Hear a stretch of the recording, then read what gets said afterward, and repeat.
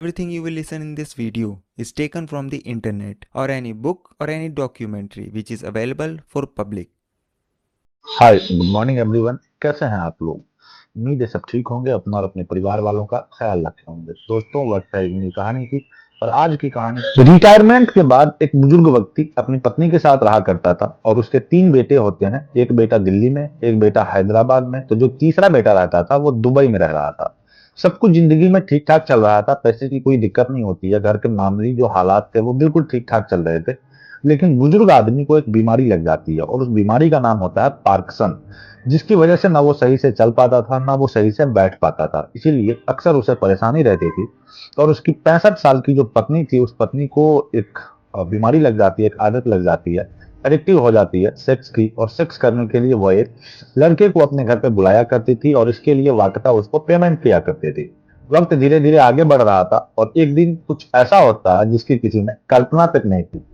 दरअसल इस घर के अंदर एक दो नहीं बल्कि दो दो कत्ल हो जाते हैं। और जब इस घटनाक्रम का खुलासा होता है तो लोगों को यकीन नहीं हो रहा था कि एक महिला को इतनी उम्र में, जिसकी उम्र लगभग 65 साल के आसपास, और उसके बेटे से भी छोटे उम्र के लड़के से उसे प्यार कैसे हो जाता है और उसके साथ वो अवैध संबंध में व्यस्त रहती थी।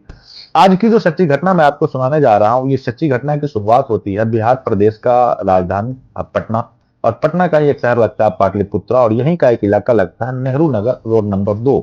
दरअसल सुजाता निवास में एक महिला जिसकी उम्र 65 साल के आसपास होती है, जिसका नाम सुजाता देवी होता है, उसका जिसके पति का उम्र लगभग 75 साल के आसपास होता है और उसका नाम होता है एन के श्रीवास्तव। ये पति और पत्नी जहाँ रहते थे, लेकिन उनके तीन जो बेटे होते हैं उनमें से एक हैदराबाद में, दूसरा दुबई में, और तीसरा जो बेटा उनका वो रह रहा था दिल्ली के अंदर।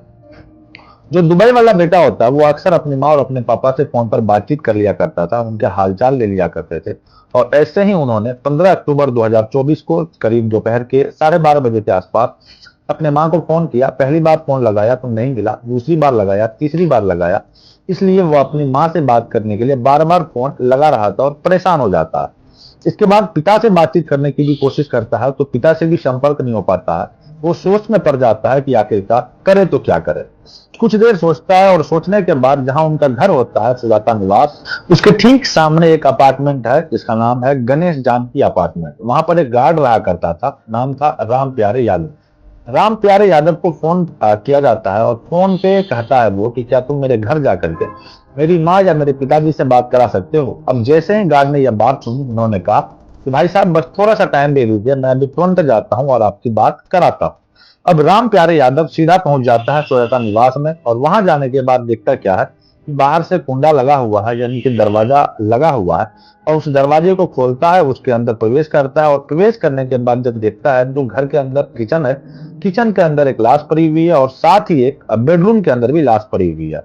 लड़का जो फोन पर था राम प्यारे यादव, वो तुरंत ही वीडियो कॉल पे शुरू हो जाता है और कहता है कि यहाँ पर इस तरह से लाश पड़ी हुई है।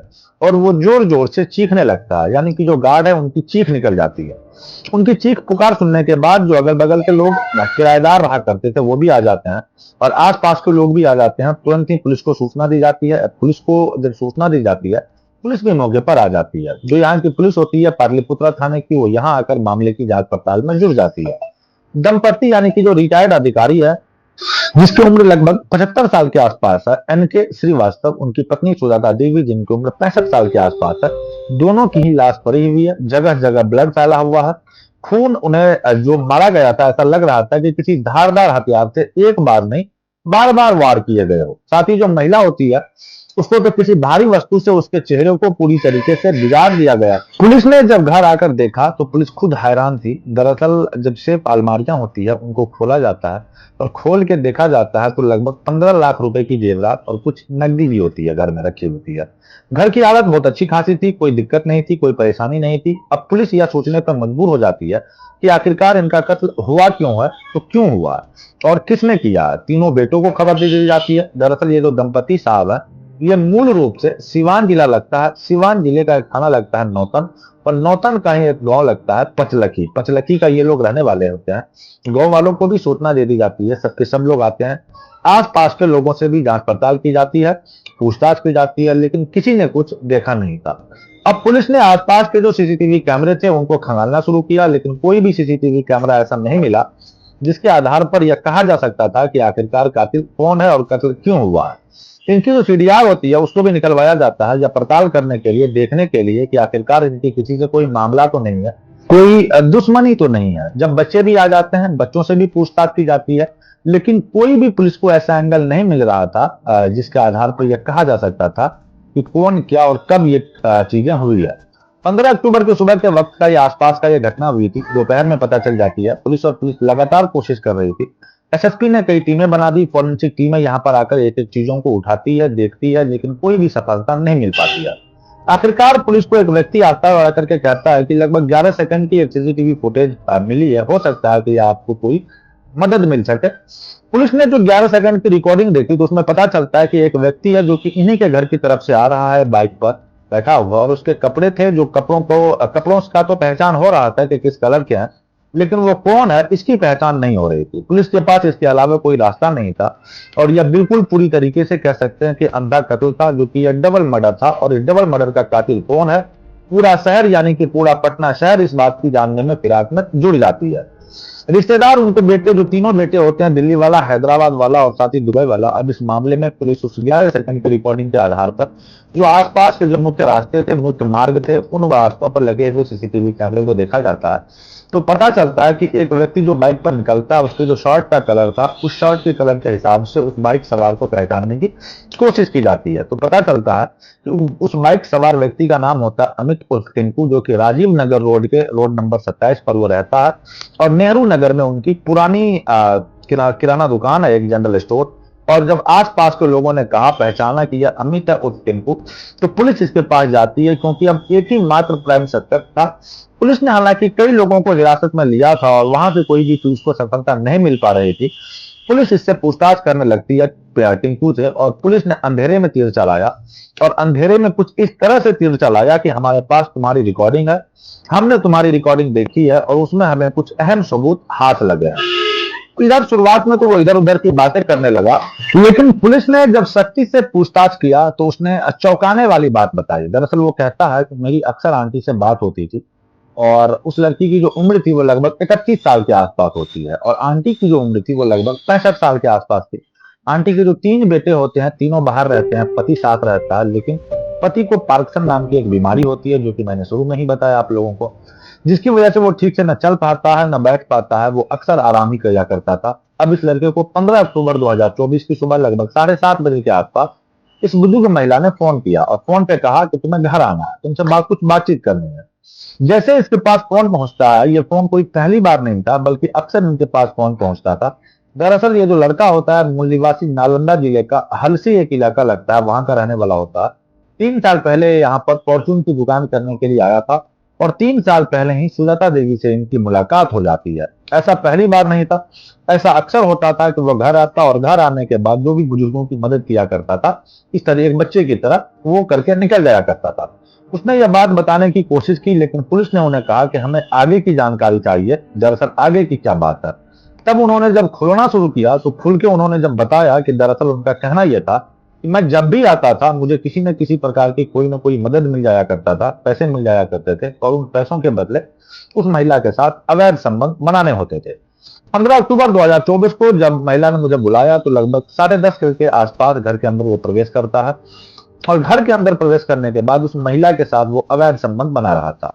और घर के उस कमरे से कुछ अजीब तरह की आवाजें आ रही थी, और इन आवाजों को जो रिटायर्ड अधिकारी होता है उन्होंने सुन लिया। उन्होंने हिम्मत जुटाई और किसी तरकीब से खड़ा होता है। खड़ा होने के बाद वो दरवाजे की तरफ जाता है, और झांक करके जब देखता है तो अपनी ही पत्नी को उस लड़के के साथ आपत्तिजनक स्थिति में देख लेता है। और इतना देखने के बाद वो जितनी जोर से चीख सकता था, चिल्ला सकता था, उतनी जोर से चीखता है, चिल्लाता है, ताकि शोर को सुनने के बाद आसपास के लोग भी आ जाए। मगर ये पहली बार नहीं था, और पति और पत्नी किसी न किसी बात को लेकर के अक्सर घर में झगड़ा किया करते थे। उनकी चीख को, चिल्लाने की आवाज को अक्सर लोगों के पास पहुंचती थी, क्योंकि रोज रोज के झगड़े होते थे। इसीलिए उन लोगों ने उस शोर को, उस चीख को किसी भी तरह से गंभीरता से नहीं लिया, और मामूली रूप से इस चीज को वो इग्नोर कर दिया। अब उस लड़के यानी कि अमित उर्फ टिंकू को लगता है कि अब कहीं ना कहीं यह बात खुल जाएगी, लोगों को पता चल जाएगी, फिर बवाल हो जाएगा।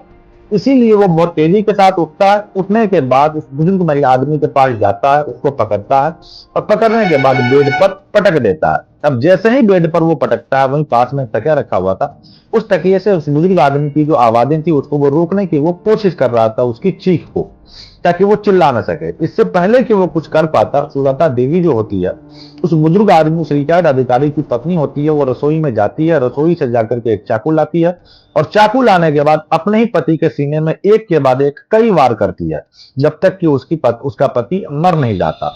और तब तक वो ऐसे ही वार करती रहती है। वार करने के बाद उसने अपने दोस्त, जो इनका दोस्त होता है अमित कुमार उर्फ पिंकू, उनसे कहता है कि रोज रोज की समस्या अब पूरी तरीके से खत्म हो चुकी है, तुम्हें परेशान होने की कोई जरूरत नहीं है, कोई ना कोई रास्ता निकालते हैं और रास्ता निकल आएगा, सब कुछ ठीक हो जाएगा। इतना कहने के बाद उस सीने में जो खंजर घोंपा गया था उसको बाहर निकालती है। बाहर निकालने के बाद सीधा रसोई में जाती है और रसोई में जाने के बाद उस खंजर को वो पानी से धो रही थी, साफ कर रही थी।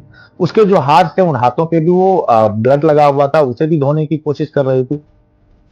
चाकू बिल्कुल बराबर में रखा हुआ था। इसी बीच में अमित देख रहा था और उस औरत की हरकतों को देखकर कि वो किस तरीके से काम कर रही है, उसे लग ही नहीं रहा था कि कोई डर हो, कोई खौफ हो।